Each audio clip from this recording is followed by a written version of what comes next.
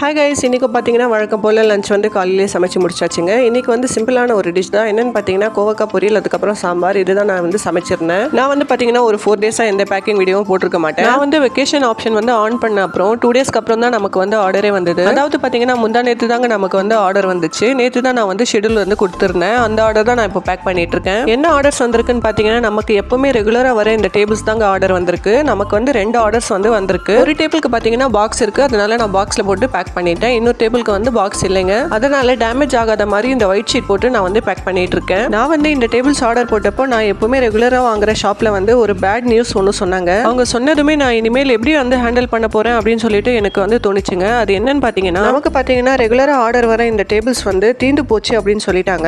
காலி ஆயிடுச்சுன்னா என்ன திருப்பியும் வந்து வரவைங்க அப்படின்னு சொன்னேன். எனக்கு வந்து எப்போனா இந்த ஆர்டர் வந்தால் பரவாயில்ல, இது வந்து எப்பவுமே வர ஆர்டர், எனக்கு வந்து கண்டிப்பாக வர வச்சு கொடுங்க அப்படின்னு நான் சொல்லியிருந்தேன். அதுக்கு அவங்க என்ன சொல்றாங்கன்னா அவங்க வாங்குற இடத்துல வந்து ரேட் கொஞ்சம் அதிகமாக சொல்கிறாங்களா, அதனால வந்து நாங்கள் வாங்க முடியல அப்படின்னு சொல்கிறாங்க.